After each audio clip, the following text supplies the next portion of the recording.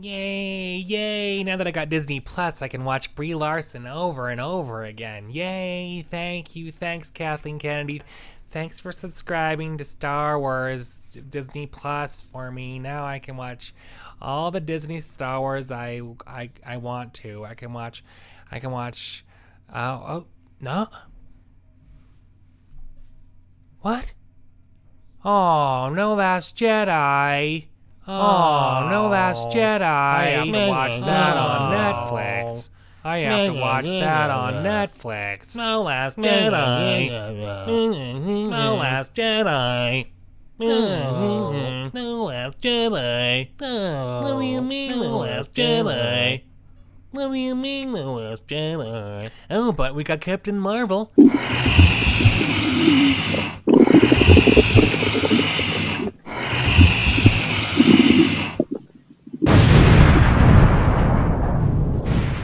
And we got the Lion King remake. Oh, cool. Yeah.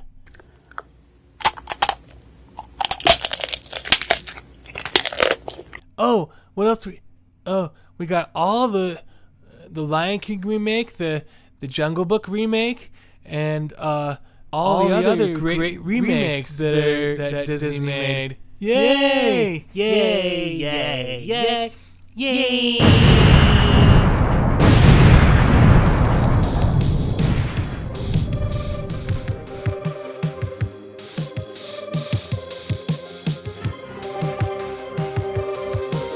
Hopelessness blankets our anti-hero as he approaches Queel's home as he hangs his own pride in exchange for shame.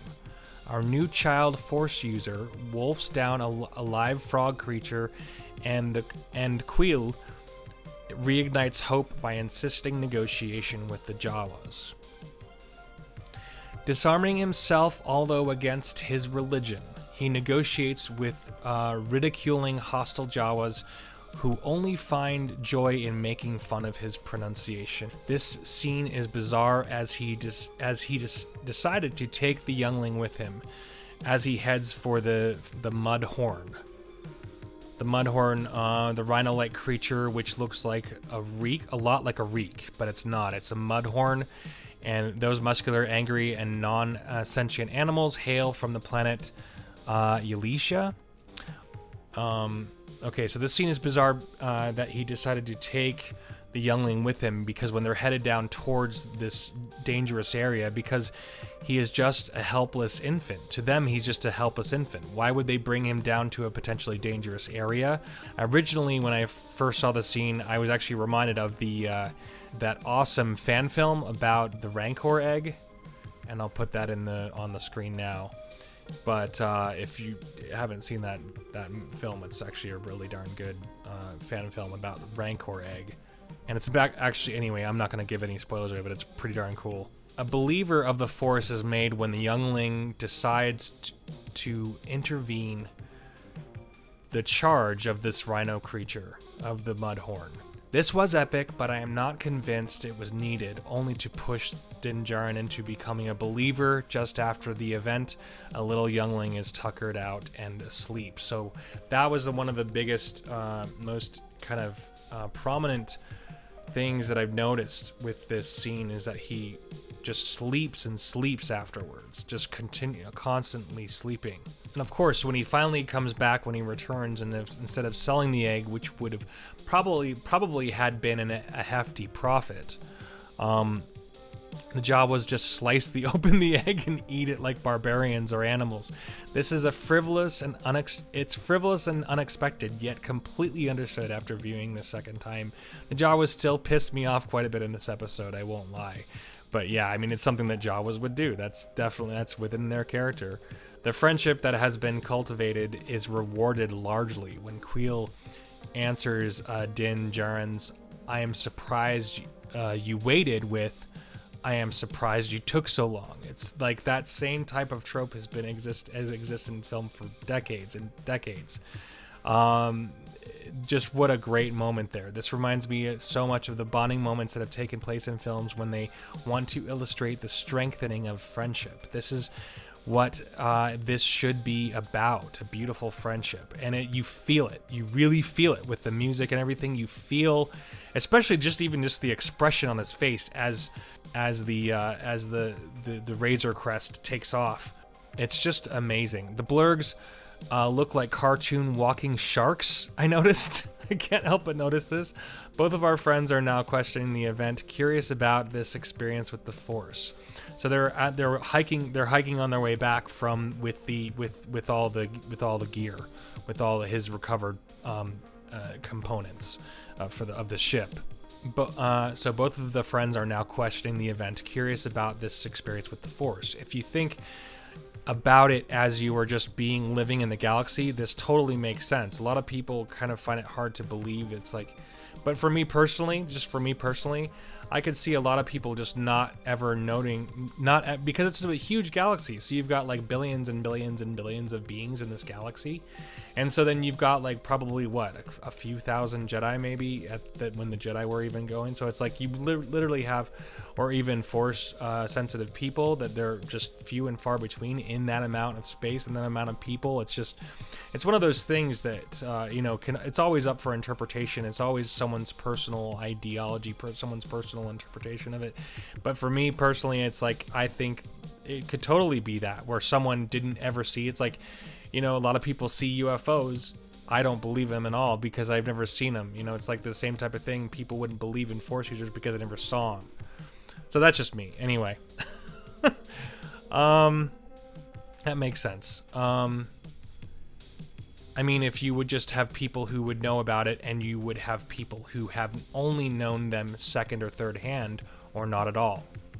So the unbelievably honorable and grateful Ognat Queel reminds me of great friends I have personally encountered who have helped me rebuild engines in my car, offering help with something that would have taken days to rebuild. I absolutely love this character. I hope he doesn't get killed.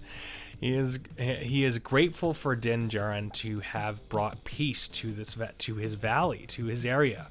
He's grateful, and he wants to give a service. It's like, certain people who have been put in situations, they want to help out. They want to help each other out. They want to give back things, and I love that. I love that aspect of this. I love the concept of that, and it's like what people do for each other, what people do, and it enhances that friendship that you have, that you can bestow on other people. And I just love that idea. So anyway, so one huge misstep here that Disney Plus did was, so if you're familiar with the Clone Wars, you should be familiar with how season 2, or not season, the Clone Wars series as a whole, the series as a whole is non-chronological. It's just literally out of order. Like the first episode in season 1 is like really, like, it's like the 10th or 12th episode. And so like the first actual episode is like episode 16 of season 2 or something. And I'm pretty sure that's what it is, but I could be wrong. But anyway, this is your chance, Disney. This is your chance to bring that about. That's something that you really that's something that's really kind of messed up. Like, you should have that available instead of just posting it on your site. And then, like, you should have the Clone Wars in order to watch on Disney Plus. For you to totally miss that, that's like a huge, huge, huge misstep. Like, I was expecting that. Anyway, I'm sorry to sound like a spoiled brat, but that's just my opinion. If you're gonna charge me $7 a month, that's what I expect.